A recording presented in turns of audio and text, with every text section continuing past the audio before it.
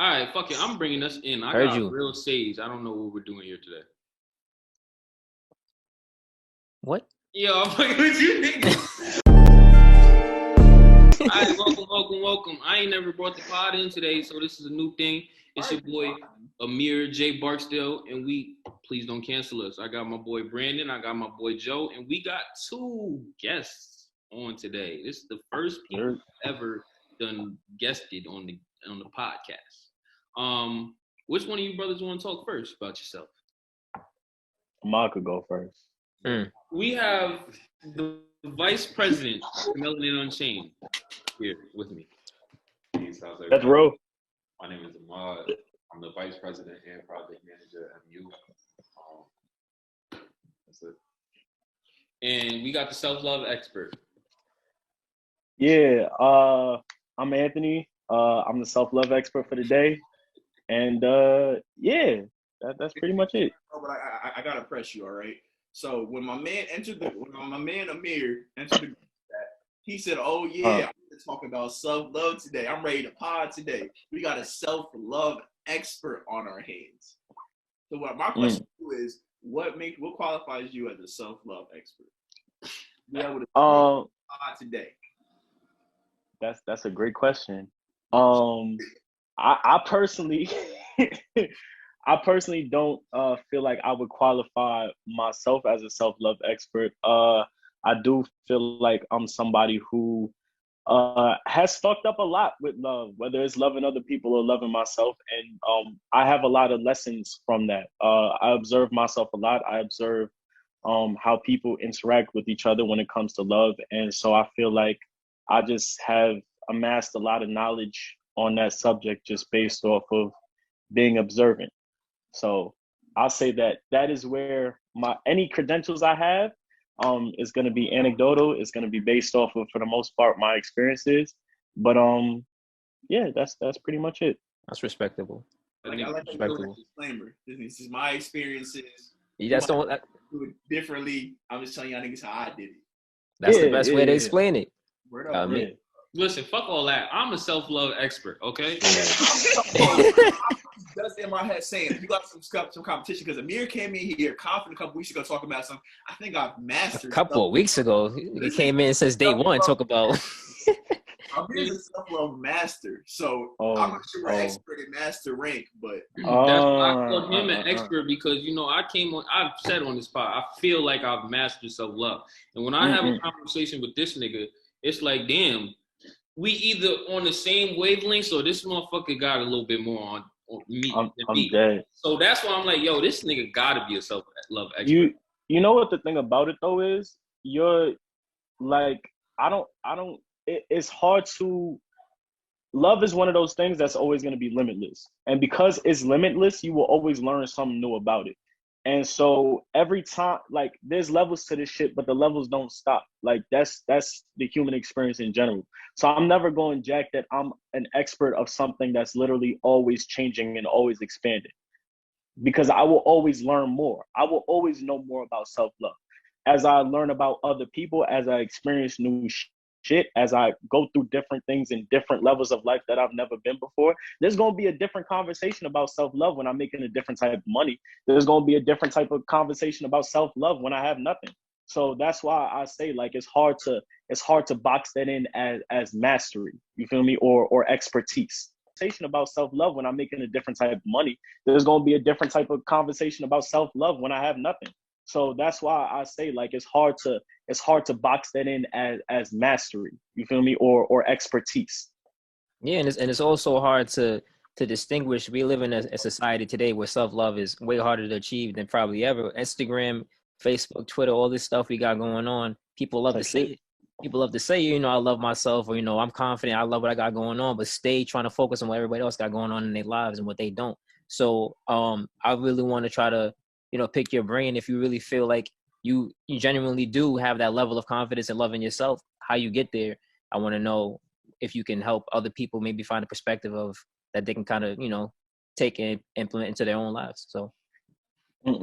So my response to that is, I am I am first and foremost, man, my neighbor's mad loud today.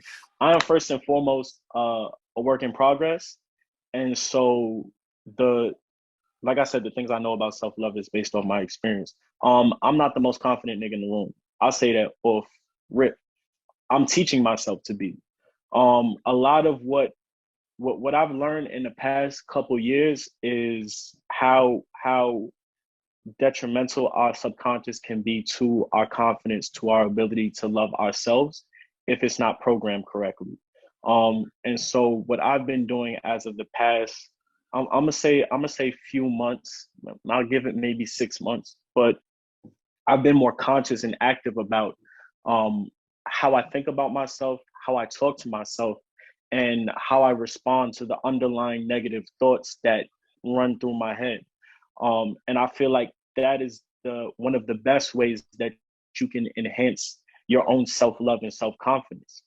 We have a lot of insecurities that run through us that we're not even cognizant of. And once we become aware of what those are, we have an opportunity to respond to them with positivity. And that's what I've started practicing more and more. I think another thing for me is dedicating myself to improving myself one way or another. Ahmad got beef with me because I've been dodging the workouts, but I've been busy with other shit. But ultimately, working out is one dedication of love and care to yourself. Whatever it is you do that you enjoy is another way that you show yourself love. And the more love you show yourself, the more you feel loved and you feel that you are loved and you have love to give. And so I've just been I just got my own crib recently. So that's a whole, and that's why I say there's always new levels to this shit, because that's a new level of self-love that I can attain because I have my own space that's mine, that I pay for, that nobody can tell me shit about. And because I have that, I'm able to love myself in different ways than I could love when I was cohabitating with people and, living under my mom's roof or, whatever the situation might be.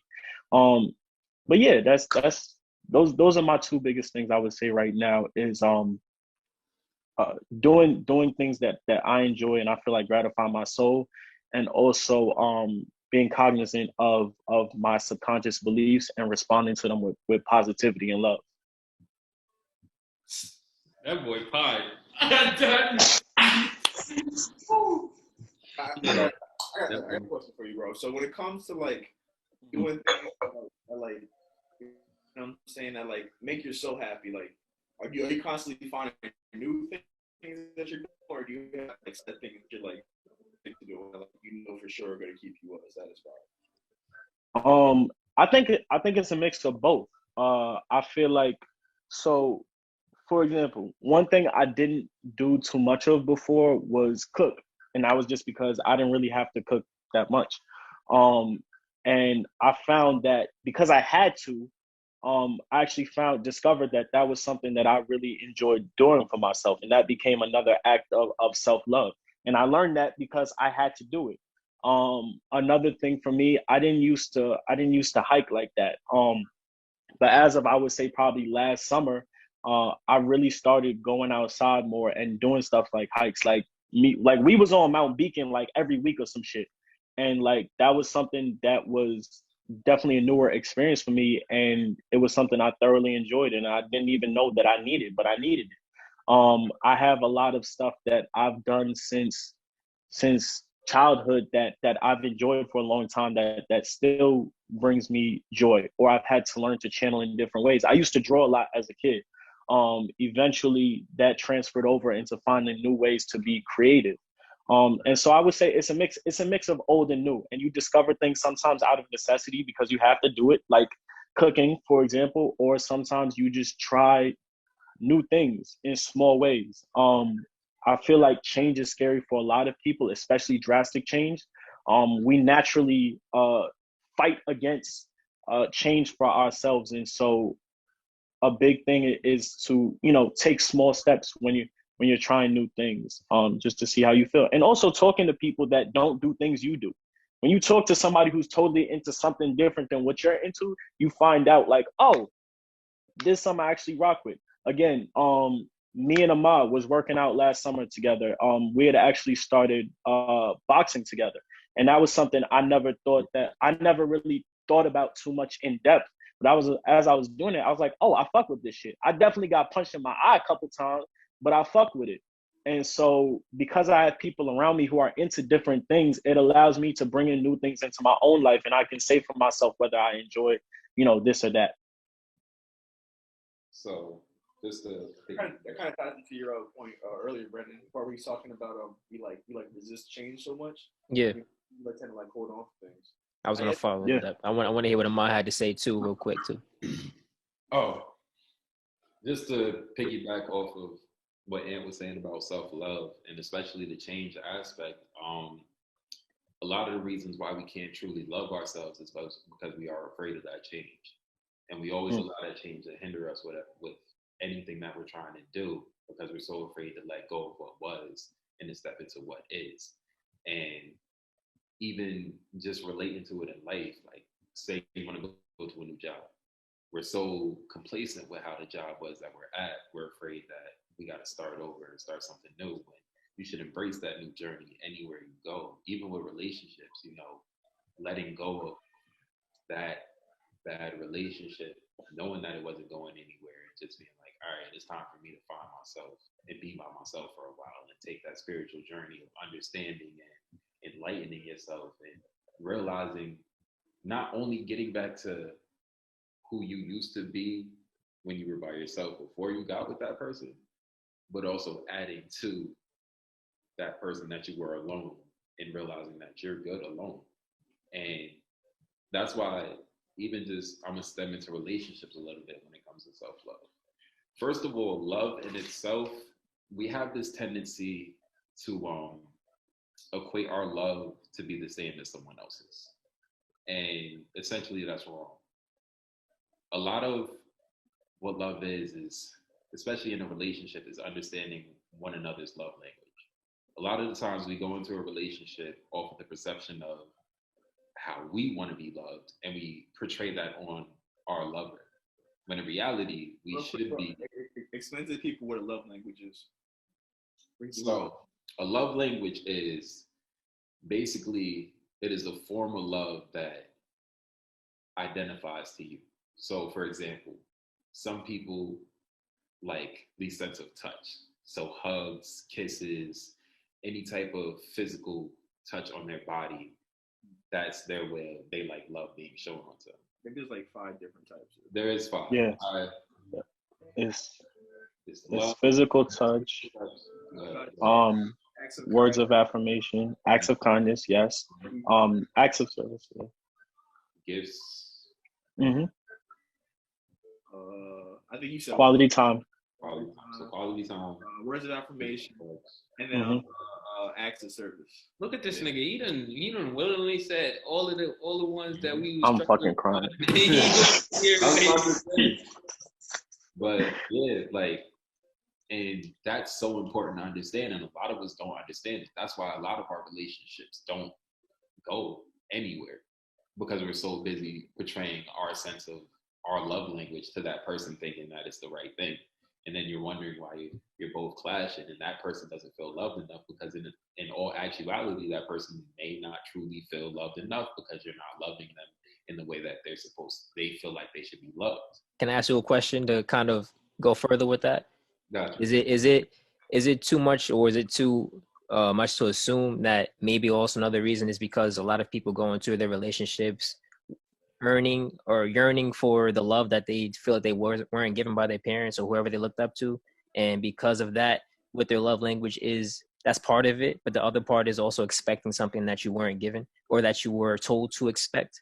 So now you have like this preconceived notion of what love should be instead of trying to work out and understand that love language. That's absolutely correct, actually. And that's why it's such a big thing to figure out what your love language is before you step into any relationship. And I was having this conversation a while ago talking about relationships, and the thing I said was, how can you truly love someone when you don't understand yourself?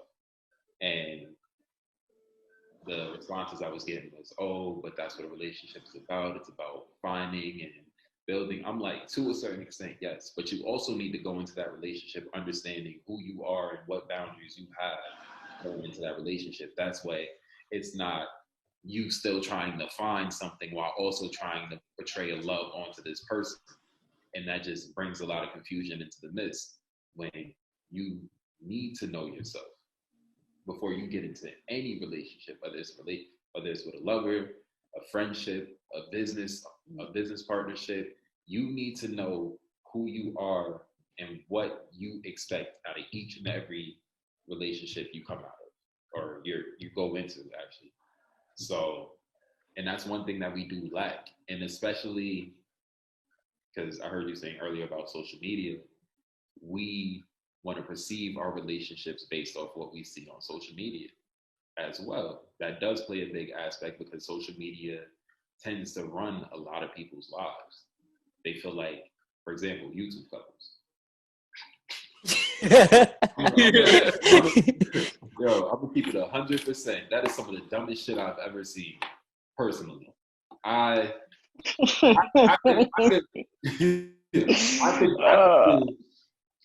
could be a YouTube couple right now. I could pick some girl I know. Okay, let's be a YouTube couple. Let's pretend we are absolutely happy, and then lie to people about how we happy, and let's get this money off them, and then we go our separate ways. Hey, like, that sounds good to me, motherfucker. That sounds like a come up, to be honest. if you're that YouTube couple, you making your bread.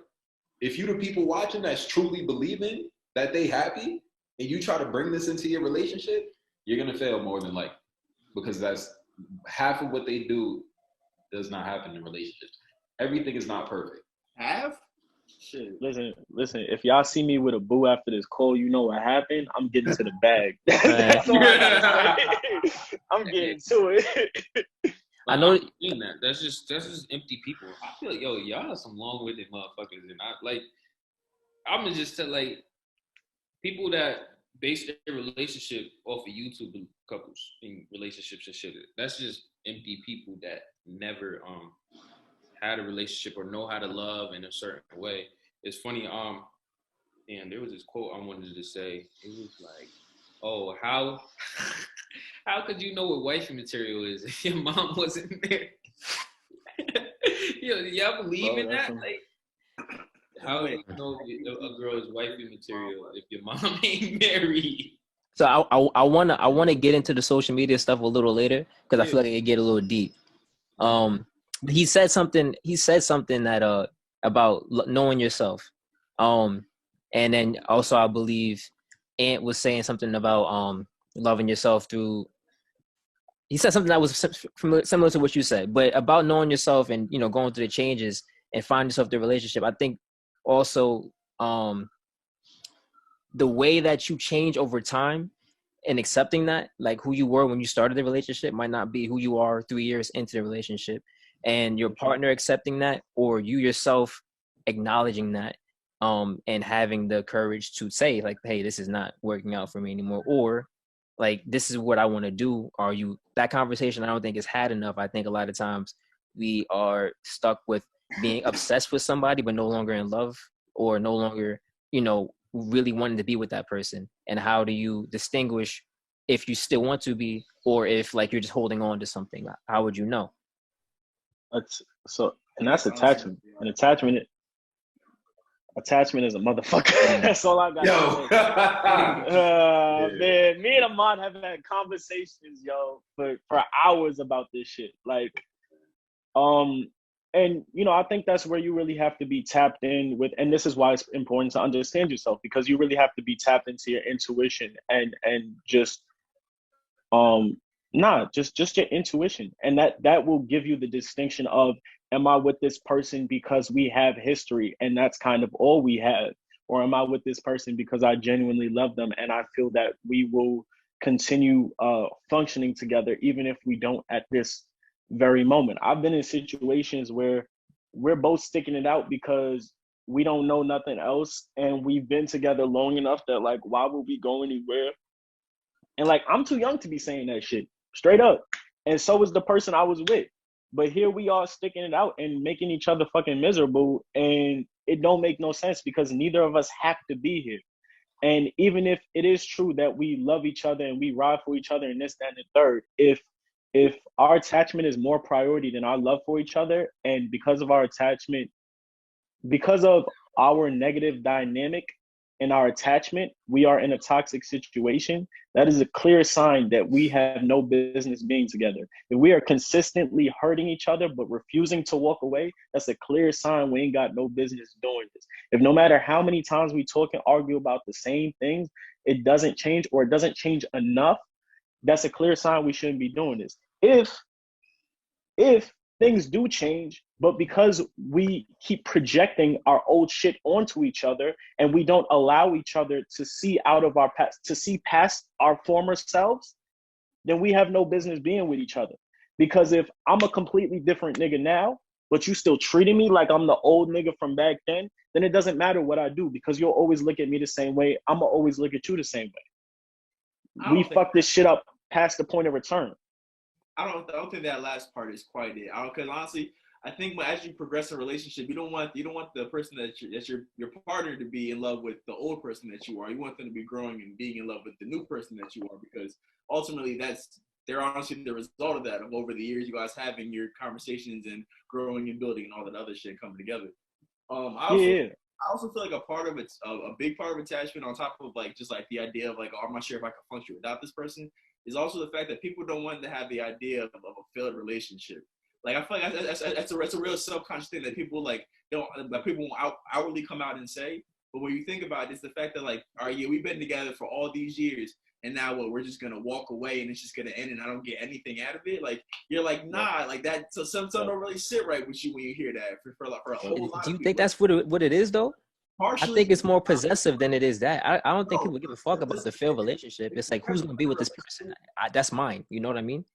All of those things. If you're at the point of relationship where you guys can't stand each other and you guys are constantly arguing and you're like, yo, Michael, I don't fucking want to be with you, but I'm just not gonna leave. At that part, it's just the fact that like, I've been here all this time. I'm not gonna walk away and start from zero again.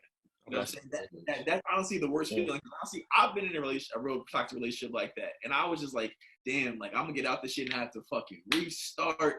I don't got no bitches. I don't got no links. I gotta start. Nigga, I cut them all off for you. And now we ain't even together. Gone. Bro, I was unfollowing them shorties on IG. Now I can't even come back. They saw the cute pics on IG. What I'm gonna do now? But one thing I want to say, like the idea of having to slide into a girl IG, her be like, yo, don't you got a girl? You like, bitch, why? Yeah, now it's twofold, because now, no, I don't have a girl, and now you just brought her up again. Now I'm hurt again. Like, no. Right. but, I feel like that honestly plays a big part of it, because nobody wants to be a failure. Like even when you think like when my man was saying he was how him and his girl were like, oh, we're just gonna stick it out to the end. Because like, oh, that's just like, because honestly, that's how you expect like a husband and a wife to think. Like, oh yeah, like we're here to the end of it. We're here till death. You know what I'm saying? Like you're my person. But at the young age that we're at, that's just not the case, honestly. For the people that's 20 years old to 25, hell, you go up to 30. Honestly, you're not really sure if you're gonna find your person from 20 to 30, and you shouldn't be looking for it. You should be honestly learning to just honestly understand yourself the most, learning your love language, learning what you want in a relationship, learning what you want out of not even romantic, like Ahmad was saying, a business relationship with your friends. You know what I'm saying? You need to just get all that shit on the wrap. Try to find another person to fall in love with them like that. Hold on. Yeah, before you go, let him. Yeah. So one thing I want to say is people got to stop looking at when a relationship is done as a failure. One thing I live by is I don't take losses. I learn lessons that turn into blessings. So if that relationship didn't work out, that's awesome. The reason why is I'm not going to go and badmouth you. Not anymore. I'm matured as a person. So I'm not going to. You feel me? Like I'm matured as a person. So now when I get in a situation like that and we all right, cool. You did what you did, but I'm still gonna remember that I did love you at one point. So I'm not going to go around and be like, yo, she did this, she did that, I hate her, all of that stuff, because it's really easy to do out of frustration. And a lot of the times we move off our emotions instead of thinking and being like, as much as it ended the way it ended, I still had a good time with that person. We still shared some awesome memories. And I will forever be grateful for those memories that we did share. Now it's time for me to move on to bigger and better. That helped me become the person that I am today. Everything that I went through, for when I finally meet that right one, that's on the same wavelength as me, we good. Now we coasting. It ain't all of that, still got to figure out stuff and we arguing over the smallest of things. Now it's just like, all right, you've been through your shit, I've been through my shit, and we about to move. Like, I feel like a lot of people need to start looking at things like that. And it is always hard, especially after when you really are in love with someone and have that first terrible breakup. It is hard to get to that point. Because at that time, it's like, yo, that's supposed to be my forever. You was my woman. I loved you. I needed you. Those emojis, delete the pictures. You just sit, hate your life. You was the sugar to my Kool-Aid. Right. Like you was everything. You was my other half. So at that time, it's like, yo, I'm really hurt. But you also need to acknowledge that hurt and understand that you are hurt for that moment, not forever. And that life still goes on. And then you go on your journey. And then it's like, all right, cool. I feel better. Every day I get up, that smile is coming back more and more. And then eventually it's like, all right, I'm the man. And you get your new sneaky link. Yeah. Throwing that in there. That's how it's throwing that in there. I just wanna jump in real quick because I see we talking about a lot of heartbreak and niggas not talking about crying. Why? What? Yo, what? Y'all niggas don't cry or something? Nah, I just sing. Niggas, men just bypass the I whole just fact sing. that I just sing. Look, you sing. I sing. Oh, I play my '90s R&B. That nigga sings instead of cries. That's it really be crying. yo, I'm not Girl, you know I love you. That's scary. Yo, imagine walking in on that shit. Like, I'm gonna holler at you. Yo. And when's the last time you cried? Here goes Amir. Have I asked you that before? No, I don't think so. I don't remember. I don't know. Actually, you know what? I don't remember the last time I cried for sure. I remember the last time I almost cried. It was my mom's birthday. And this is the first birthday like where like I'm out the crib. So like I had set like a little something up at my table for her, like just some balloons and like flowers and shit. And she walked in and like one of the things she told me, like she wasn't expecting nothing. And like we just hugged for a minute and like we could both feel it, but like it was like it's too early in the day, like we just saw each other. So like it was too early in the day to be crying and shit. Like we still had a whole rest of the day. So like I didn't cry that day, but I was damn near about to. But yeah. Listen, it's never too early to cry, brother. People that's watching, cry whenever you need to. Oh yeah, absolutely. And I'm a big proponent of that. I almost cried at 6 a.m. in the morning. I was at work. It was just a week. All right, so listen, we've been talking about all this self-love when it comes to heartbreaking relationships, but I want to shift gears to self-love when it comes to friendships. Where does self-love benefit when it comes to maintaining friendships with other people? You are still able to be your own person regardless of the choices that your friends make. Because a lot of the times we get into friendships and we feel like we gotta be down and do everything that our friend does. And you also gotta realize you're still your own person at the end of the day. You're still gonna move the way that you move. People gotta stop. People dead eyes, people gotta stop trying to be what their friend is doing. Like, if you are your own person, if you a painter and your friend a drug dealer, it's cool. Be a painter. You ain't gotta be a drug dealer because your friend a drug dealer. Right. You could be a painter with a drug dealer friend. Exactly. It's honestly great. You paint on a dime bag, son. Like no, it's great. Like I'm the artist nigga, or I'm one of. So I'm in multiple different. Like I just have different types of people in my life. Floating in midair, son. Like Prince. Take a picture of that Nah, shit. That shit delete. Y'all gotta, You got evidence, yo, nigga. Delete that shit. yo, y'all gotta put. I will dead send it to you just so you could show it. This nigga been roasting me for months now. It's crazy. But yeah, nah, like I'm in different circles. I have different types of friends. I do different shit with different friends, and like all of it. Are y'all still crying over this? Yeah. Nah, I'm done. We gotta pull it up on the pod, yo. Nah, yes. Whenever y'all post your advertisements, your little short clips, you gotta put a slide in for that shit.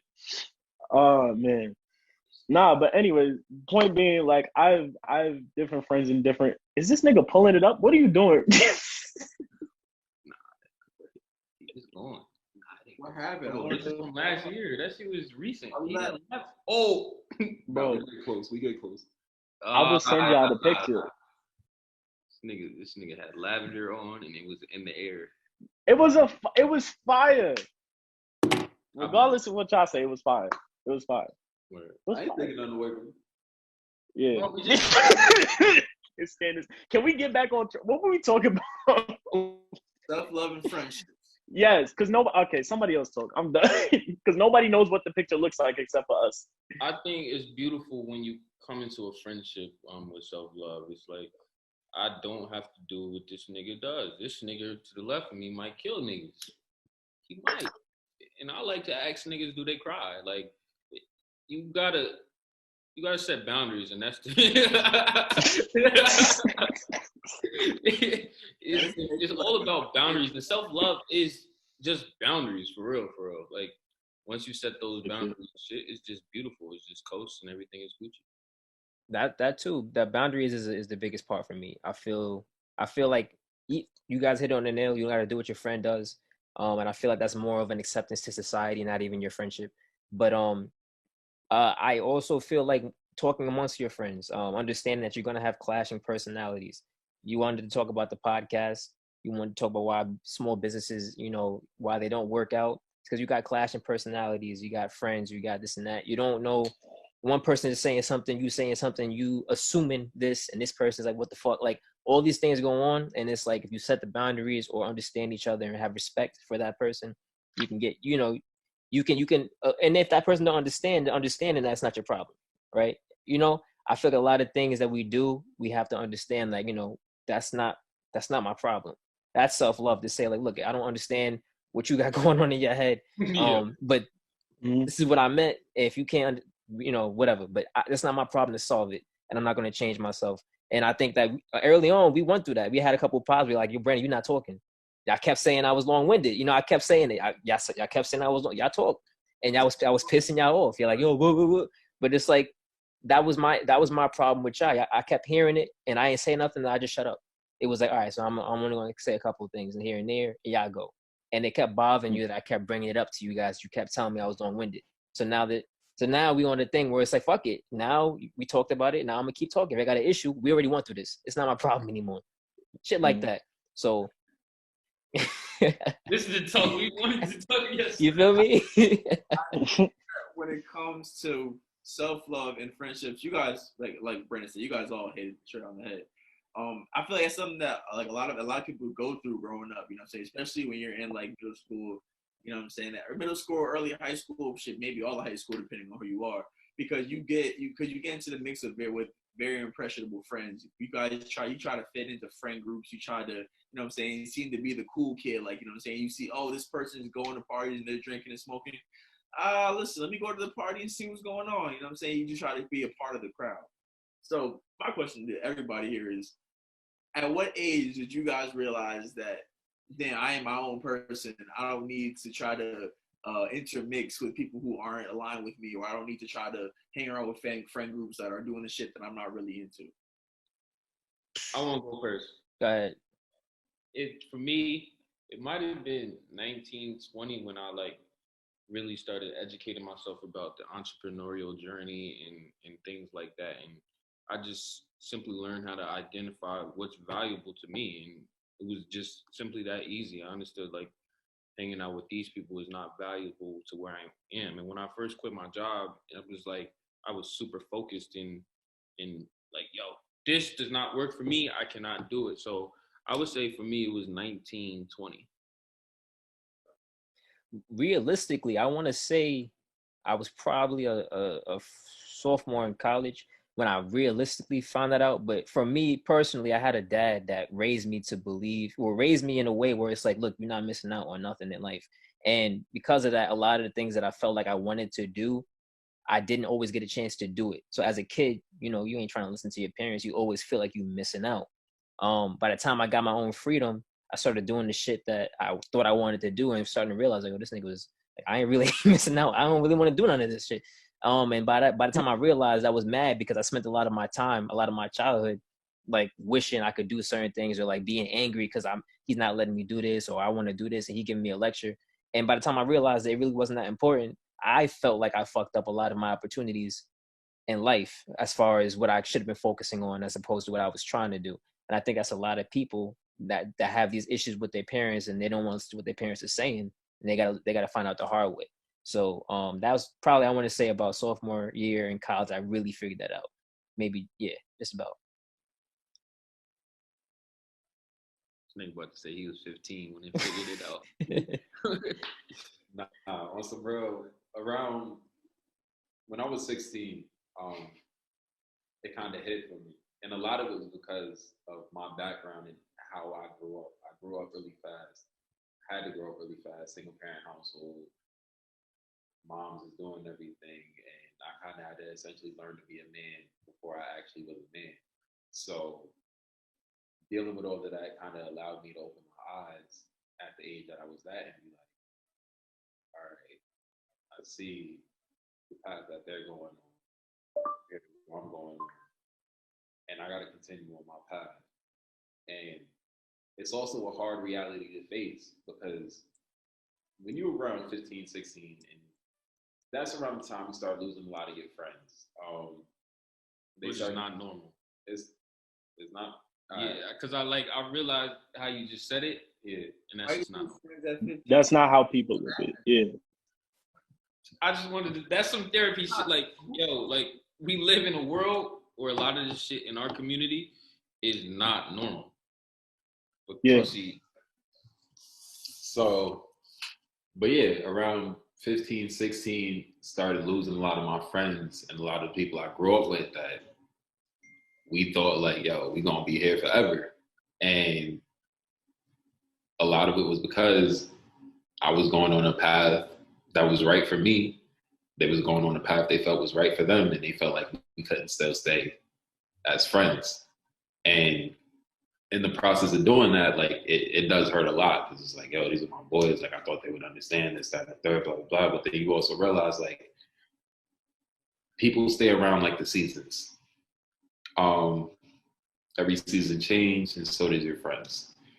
Some friends actually stay for the long run, but so there's, like I said, people stay like seasons. And once you kind of accept that and understand that, it makes things a bit easier. At least in my perspective, it made things a lot easier for me to understand that wherever I move, the people I meet, it's not always guaranteed that they'll last, and it's all right.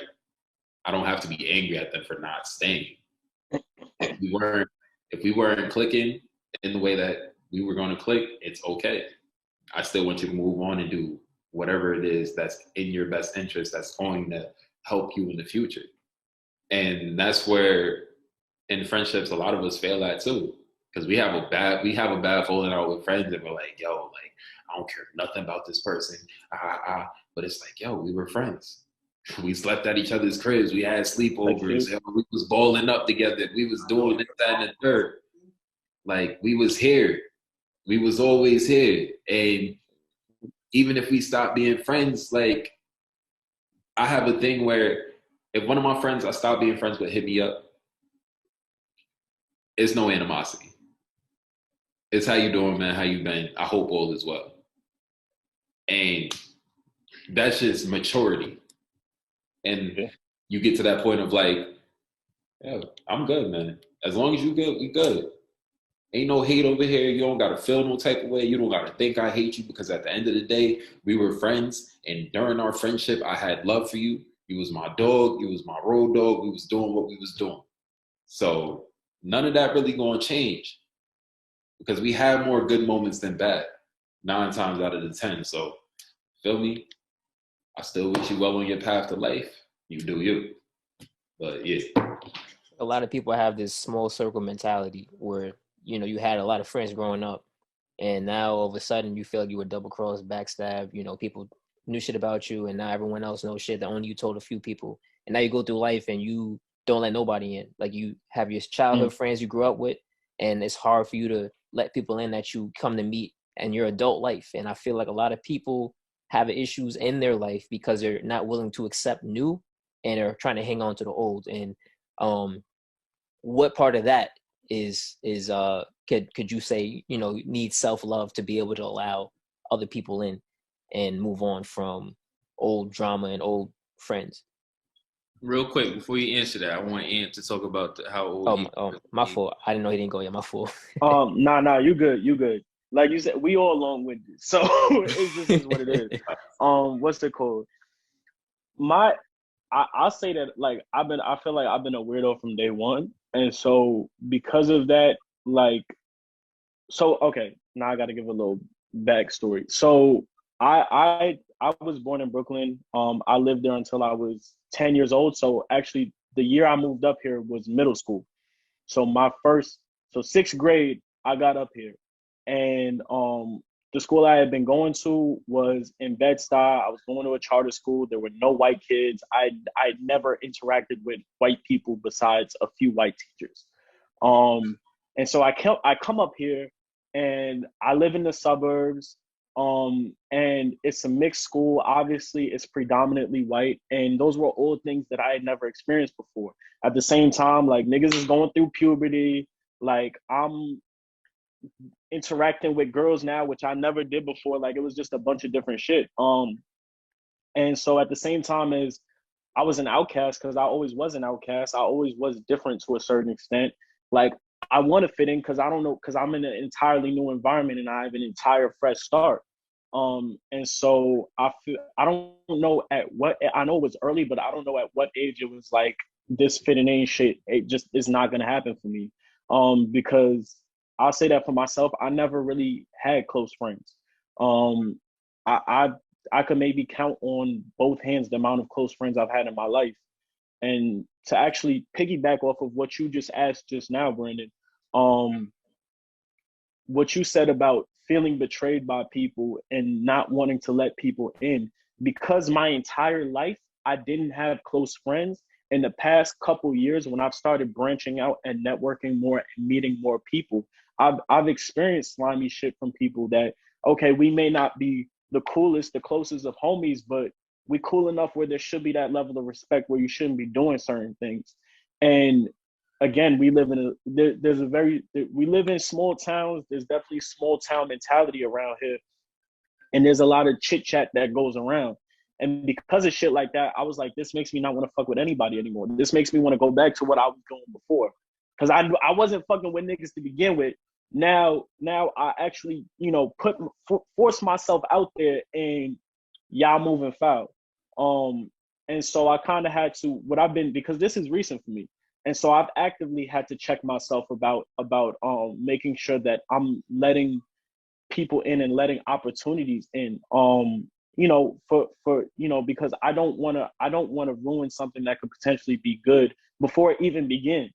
And I also don't want to knock myself out of a good opportunity or a new friendship or a new relationship, whatever it might be, because of my past hurt. And so that goes back to positive self-talk, and me consistently having to remind myself that shit is different.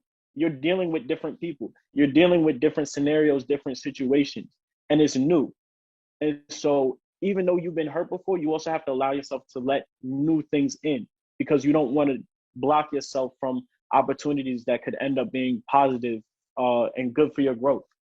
So hopefully I've answered the first question and responded to the second one. I don't know what age. It could have been like I would probably say 15 or 16 too, because at a certain point it was just like, yeah, I'm not gonna fit in with none of y'all, and that's it. It just is what it is. Like, Yeah.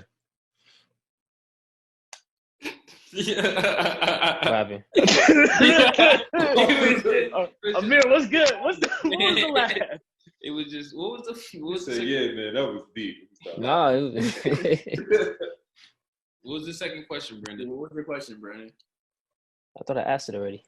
You did. Just repeat it. That was like 10 minutes ago. Word. No, Long-winded you know, like motherfucker. because people have this, you know, small circle mentality. Like he said, like I was saying, and I thought he answered it pretty well. But pretty much a lot of people go through life, they grow up, and they have these friends, and they best friends, and they fall out, and all of a sudden they have a small circle mentality where now no one else new can really come in. They're unwilling to let them in. And they only have the people they grew up with, hometown friends.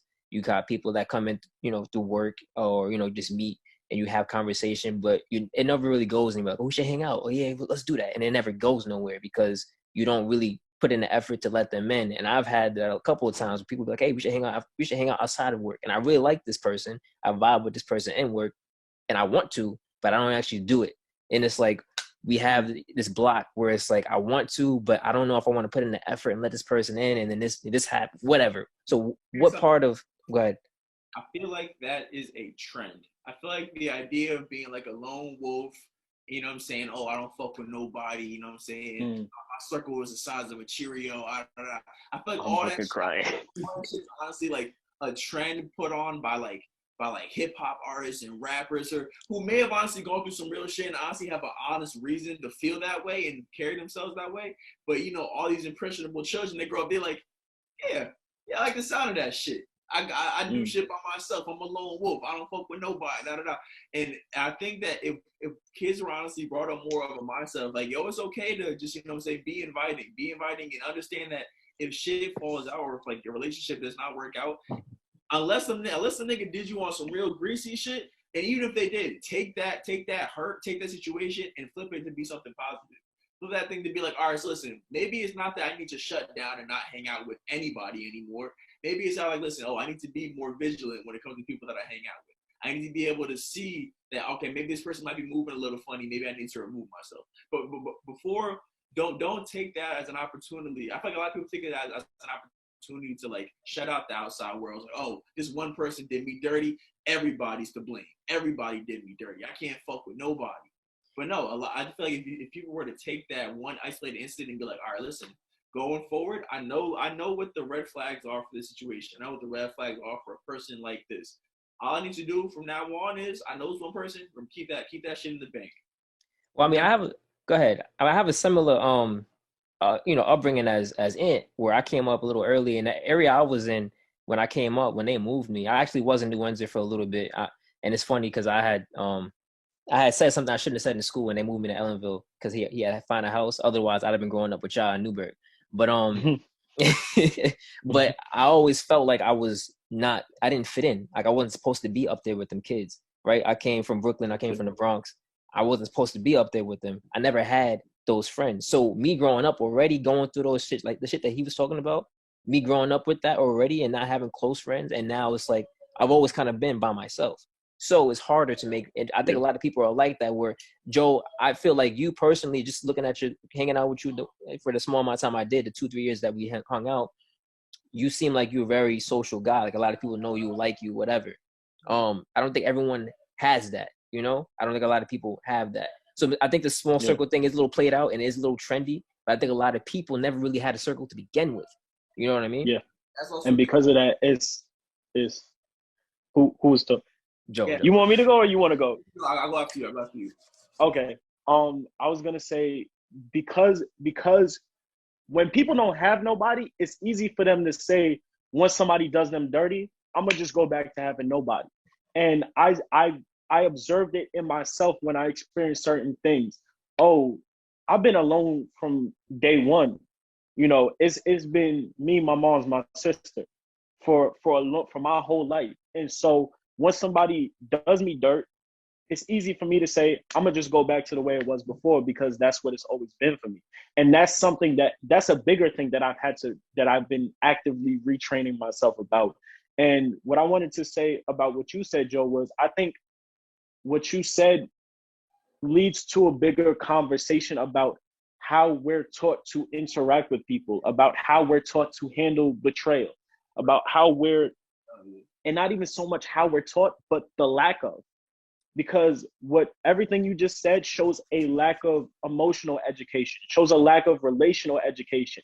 Because if we went into these relationships knowing those things, then we could come out of it and actually say, oh, I learned X, Y, and Z from this. Because we don't have those guidelines to start with, we're navigating these things ourselves. And we literally have to scrape our knees over and over and over until we eventually get to the point where it's like, okay, I've created a roadmap for myself.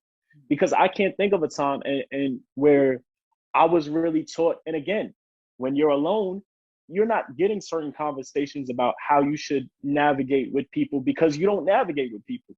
My mom didn't talk to me about how I should move with people necessarily. She led a great example. And because of that, I'm able to live my life a certain way. But we weren't having certain conversations because I don't have friends. I'm not hanging out with nobody. I'm by myself. And so because of that, now further down the line, let's say 5-10 years later, I'm finally starting to chill with people. I'm finally starting to get cool with people. I don't have those lessons because we wasn't having those conversations back then. And that's a lot of what we deal with in relationships. We never talked about it because our relationship wasn't like that, or I wasn't doing that at that time. So it never got brought up. And now we're here and I'm in my 20s and nigga, I got to figure this shit out for myself on the first time. Like, and so that was my response to what you said before. I want to hop in real quick. Wait, hold on. Before you go, Amir, because Joe was about to say something right before, I think in response to what I said. My fault. In response to you, Brandon. So actually, I'm actually not the kind of person. I actually did not grow up with like a big, you know what I'm saying, a big circle of friends and like a big social person because honestly, I moved around a whole lot, you know what I'm saying? So I was honestly basically like renting friends out for a year before we moved to another city. I never heard it like that, but all right. So but with doing that, like I never really got used to having the same group of friends. I just knew that every time I moved, it's like, all right, I'm back at square one. I guess that constantly going back to square one so frequently made it kind of just easier for me to get used to like meeting new people and like not really have like that social anxiety. But at the same time, I'm not gonna lie, up until like I want to say 2 or 3 years ago, I had huge social anxiety. Like I'm not gonna lie, I had to get a job working in the city, talking to people in order for me to be more comfortable to, you know what I'm saying, like meet people, be more open to, you know what I'm saying, starting conversations and you know what I'm saying, and just meeting people honestly. Like, so I think with stuff, all that stuff honestly comes with.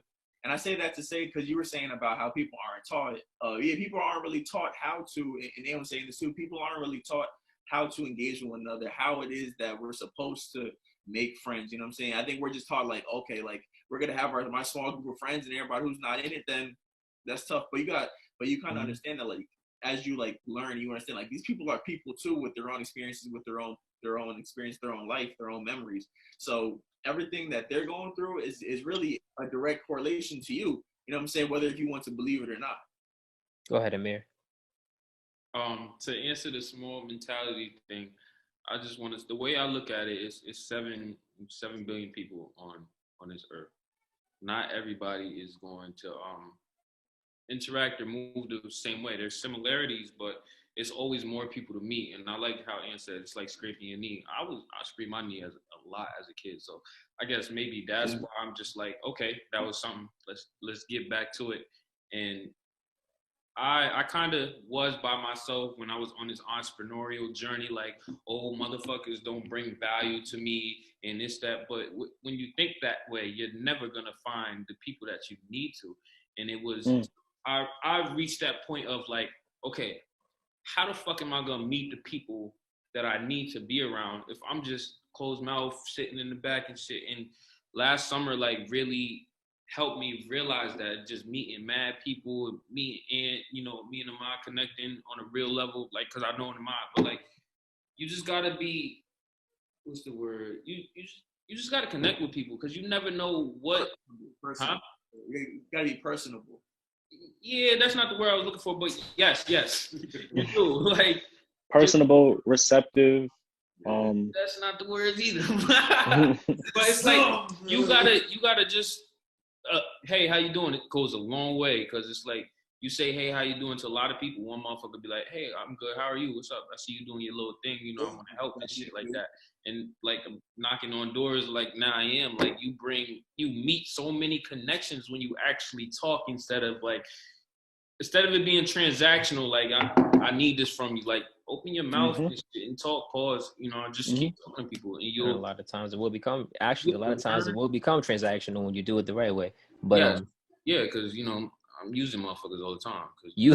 You and Joe brought up something I wanted. It could probably segue into the social media aspect. Joe said, actually I forgot what Joe said, but you said there's 7 billion people on this planet. Joe said everyone has their own lives, and I think that perspective is something that's lost within our society nowadays, or one's own strong perspective and not easily swayed. When we go on social media, you find that a lot of people are thinking one thing, oh, I can do this, watches a video, shit, I can't do this. And, you know, it's so easily swayed. I'm thinking this, you watch, I don't know, fucking Stephen A. Smith, and now you're thinking something else. Like, your perspective on what you believe, also what someone else's story is, or how you think. Amir could do something right now. He could do something to Joe. Me and Joe are cool. Amir and Joe is cool. Amir could screw over Joe. And now I may not like Amir. He ain't do shit to me. Or Joe may expect me to not like Amir, right? Shit like that. And this is what we see on social media. People don't know who the fuck we're arguing for. It's a random person, but because this person did this. How do we all like manage social media issues or social media problems like appearances, and making sure that we can stay within ourselves and not put on this facade and then go on our personal lives and be, you know, the complete opposite of what we're trying to portray on the internet to impress people? I think we get lost in that. So yeah, go ahead. I got a simple answer. Get off social media. It's simply said. Easier said than done. It is easier said than done. But a lot of times we feel like we need this dependency on social media to connect with people. And we all grew up in an era before social media, where we had to actually go to a person's house to have a phone call. Oh, what are you doing today? And like we playing video games in each other's crib with the split screen controller. Like we're kind of the last of that era of doing that. So a lot of people now, the era growing up, it's like, I feel like the only way I can connect to you is through social media. And we lose that social interaction a lot. And then when you do actually see that person, it's awkward because it's like, I've been talking to you through a screen, or I've been texting at you. I haven't really had like a real conversation. And like when I say turn off social media, like take a social media detox. Social media will still be there. Bullshit will still be there. Trust me. It'll always be on your feed, no matter what. Even if you don't follow people that you think put bullshit gonna find its way. It's gonna be in the suggestions. Here's some bullshit. So it's like it's really one of those things where it's like, yo, like you gotta talk to yourself like, do I really need this? Do I really need to see a meme? Here's the thing. Or could I just relax and not see a meme for a few days? And detoxing. I'll give you a little bit of pushback on your social media thing. A detox is amazing, but I feel like there's 2 ways you can go when it comes to social media. We could be receptive and advanced with it, or you could try to deny it and just try to remain in a time that just isn't here anymore. So while you're saying yes, we are the last of the age that was, you know what I'm saying, who had to fucking stand on the phone and have the wire connected to the wall. You had to stand there for hours if you wanted to talk. We're the last of the split screen gamers. We're the last generation of that. The world is moving on. The world is advancing. And I'm not gonna lie, social media, just like person-to-person skills, is a skill. It's something that you gotta sharpen. It's something that you can master on. So you become a master of social media. It could be a means where you honestly can become amazing at. You can become amazing at connecting with people on social media, but it's a skill, right? So the same way you have to sharpen that skill, you sharpen up your human skills, so that when the transition goes from being on the screen to being in person, then you're still thriving. There's no awkward silence because you know how to talk to people, you know how to get a conversation going, you know how to get things going. So I just like, because honestly, my girlfriend is the opposite. My girlfriend's type is, I don't need social media. I don't give a fuck about this shit. We can fucking have carrier pigeons. I'll be cool with that. And I'm like, yeah, okay. But at the end of the day, like, that's just not where the world is at. The more you try to stray away from it, the more like left behind, the more lonely you're honestly gonna feel. I don't know if I agree, but I want him to go first. I know he was going to talk. Go ahead, Am. I wanted to throw in a while back to something Ahmad said that just, and this isn't necessary. Okay. Basically, like, I didn't get on social media until I was 16 years old. And Instagram was the first time I was ever on social media. Prior to that, I wasn't.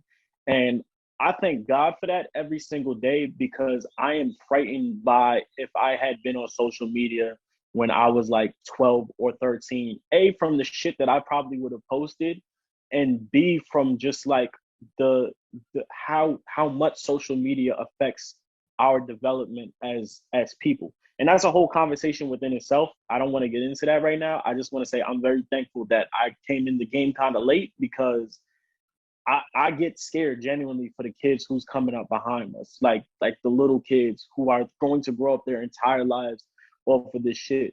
Because to piggyback off of what Joe was saying, I think the whole fuck, I can't remember exactly what you said, but it made me think to myself about the conversation we were having earlier about self-love and setting boundaries. In the same way, in every relationship where self-love is involved, we set boundaries.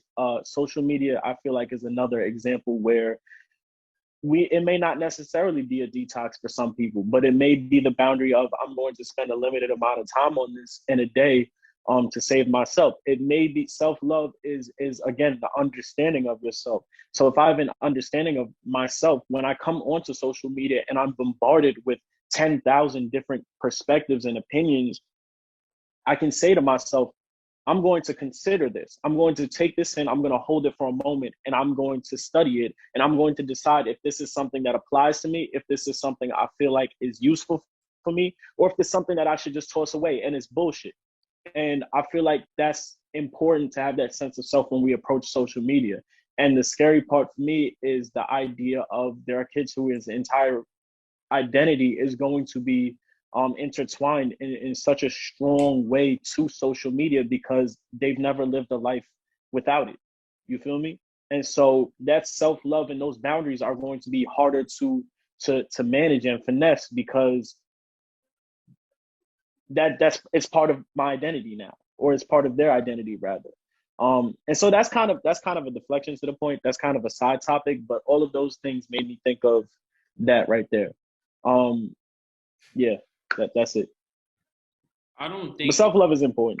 I think that's a promo clip right there. I think that the kids that growing up is gonna have a harder time than we do, because that's all they've ever known.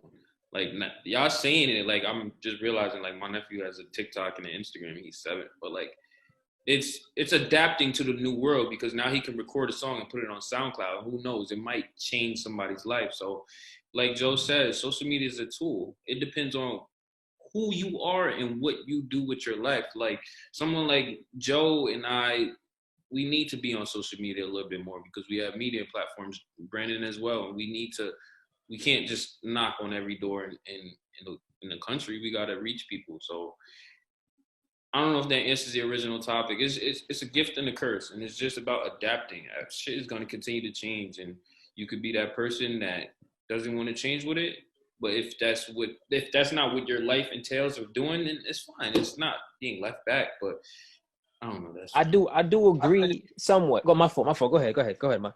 Personally, as far as being set back, I truly don't think it would be a setback, because essentially, you still gotta communicate with people. You just won't be on social media.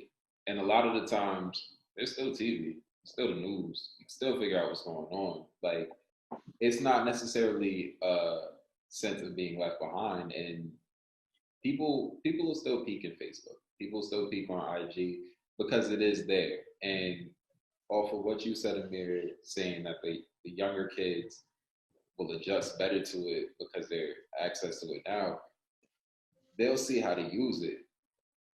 But a lot of the times, a lot of the kids that interact with social media are looking at funny things. And this is just from my experience being a teacher. Yeah. As they get older and see the realities of what social media is, then I'm having different conversations with my students. Like, mister, like this, that, and that. And now it's all about how to adjust.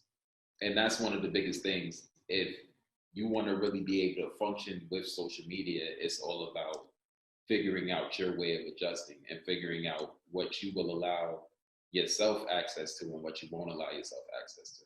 So like I'm not against social media off of the fact that it does help a lot of people with their careers. Granted, there's a lot of bullshit that's in it, but it also is a helpful tool. Bullshit. I'm more old school as far as I don't be on it all the time because I just like living life and going places and also understanding that my life is not reflective of what's on the screen.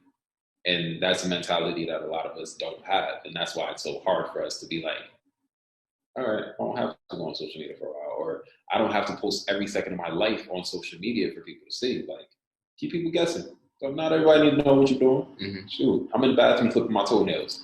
That does not have to be a post. Yeah. And I've seen posts like that. Like, this is.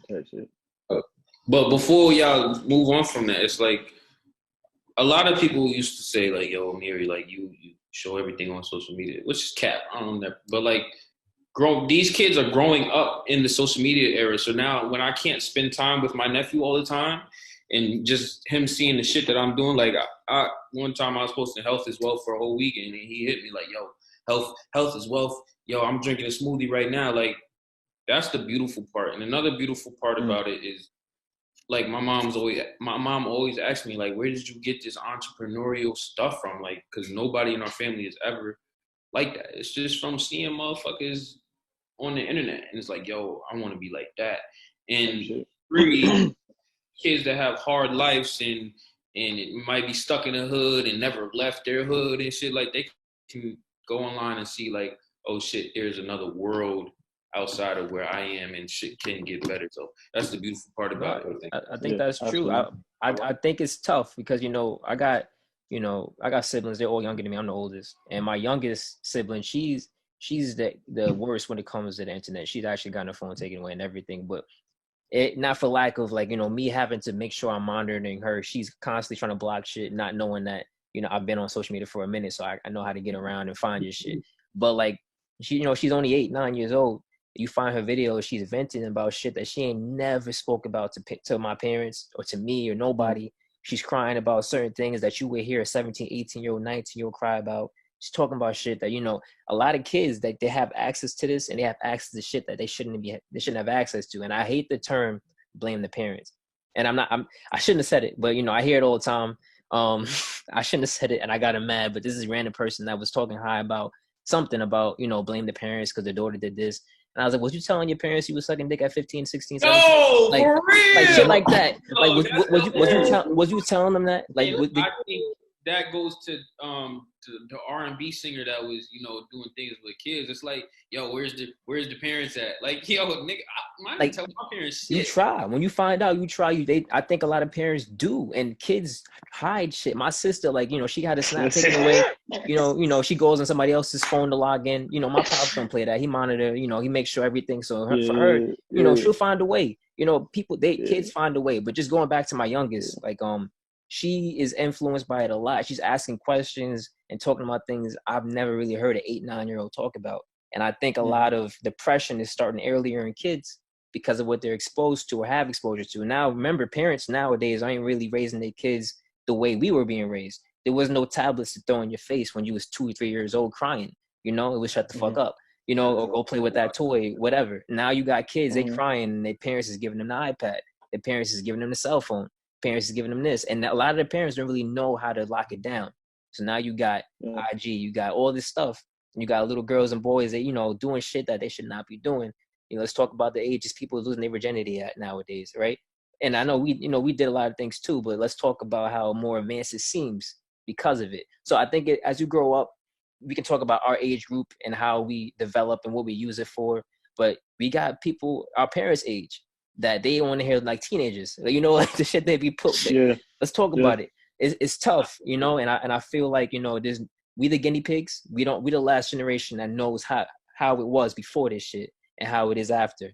Our siblings, some of our siblings, maybe my brother's 17, my sister's 17. They know a little bit what it was like.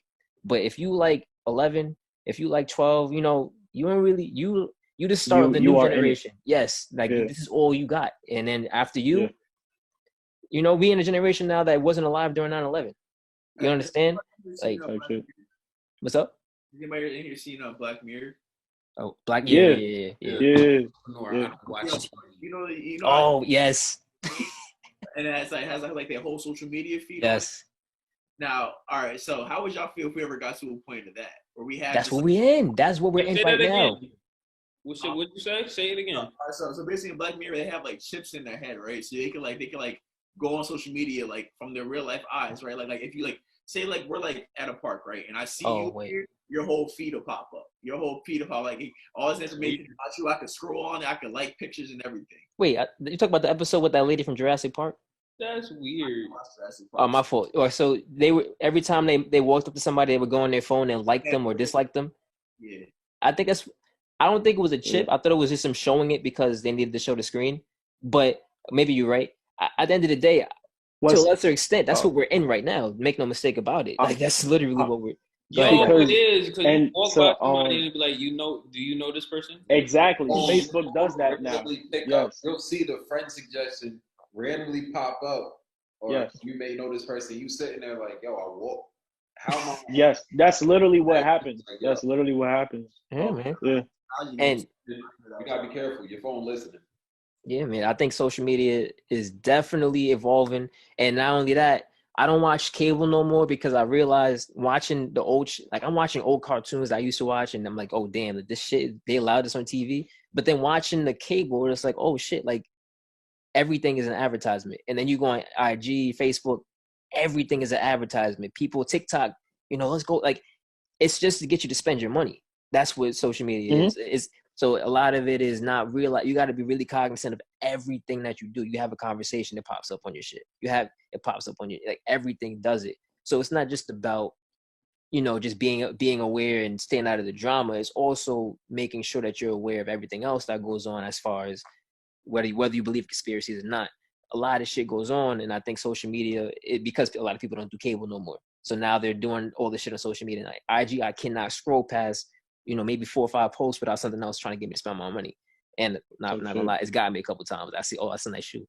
I found some dope shit on. You feel me? Like off them IG ads. Yeah, it's got me, and I was fully aware. Like while I was checking, I was like, yeah, because I seen this shirt for like 3 weeks, and I'm like, nah, I'm good. And then I bought it, and I'm like, y'all got me. Y'all it works. It works.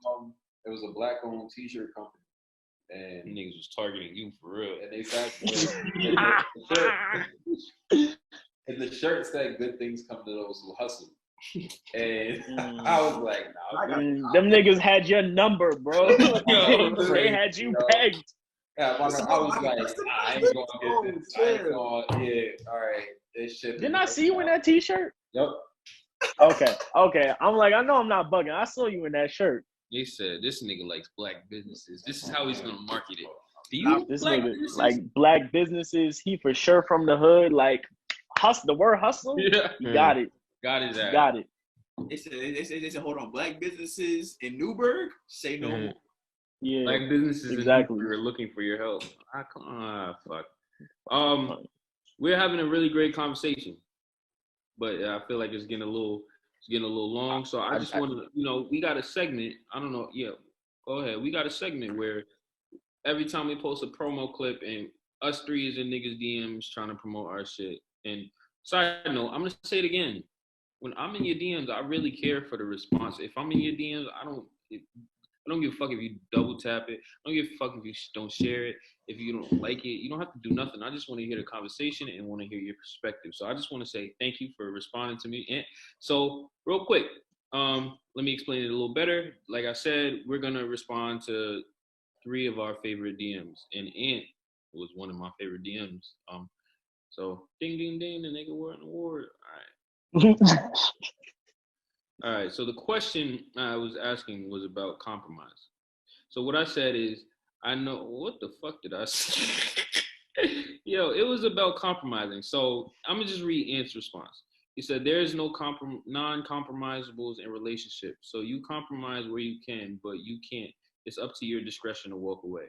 When you compromise on the shit you ain't supposed to for your own health, it will usually negative impact you and your partner's relationship.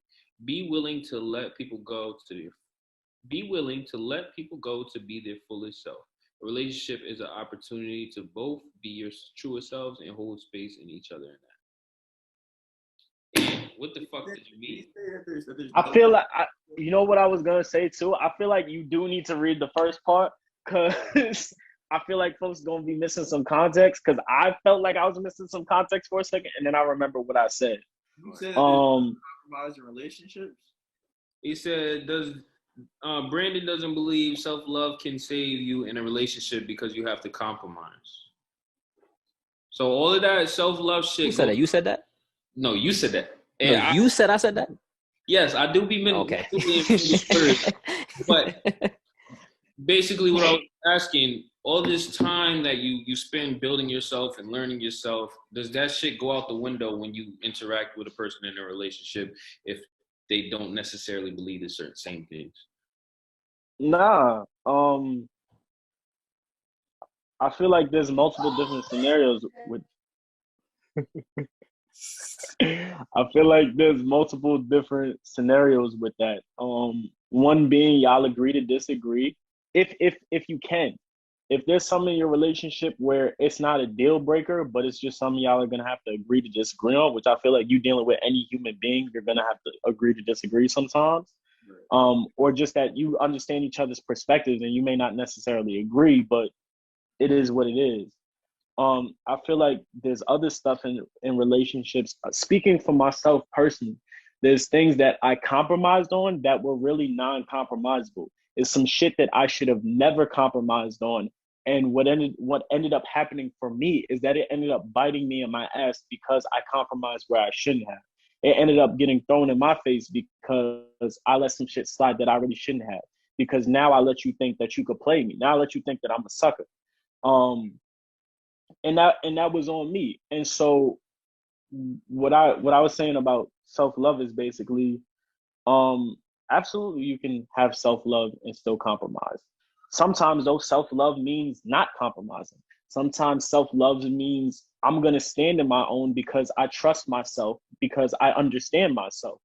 And because of that, I'm not backing down from this. And either you get with the program or we don't function. We don't bang. And it's as simple as that. And so that's what I was trying to say. Like, obviously you're gonna compromise sometimes. Obviously there are gonna be situations where no, there is no compromising this. If I fuck with a shorty and she's into open relationships and I'm not, like that's a non-compromisable. Like that's unless you say, listen, I'm gonna sit my ass down and be with you, we have nothing to talk about. And there's nothing wrong with that. And that self-love is understanding yourself enough and knowing yourself enough to say that doesn't work for me. And I feel like that's one of the biggest things about just knowing who you are is just being able to say, this doesn't work for me. And I can walk away from this because I know that there will be better. I know that there will be things that do work for me. To reference what you said, Amir, before, there's 7 billion people on this planet. I don't have to sit here and try to work with the one person who I can't work with when I can just go work with somebody that I can. And yeah, that was it. That was all I was saying.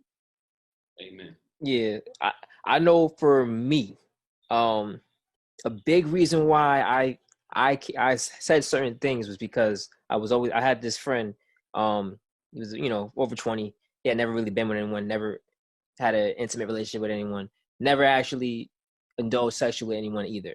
And there's a lot of things that he would talk to me about and why he didn't. And a lot of it was finding himself.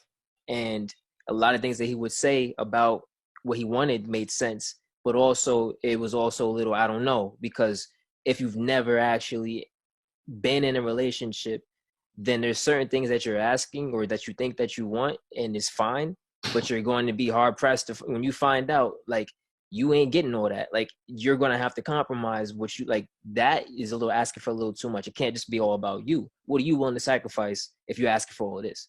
And me, I've learned that too. Me right now being in my longest relationship, I've never been in a relationship past a year or, and that's not even consecutive before this one. And this is going on, I want to say 3 right now. Congratulations, So, keeping Black love alive.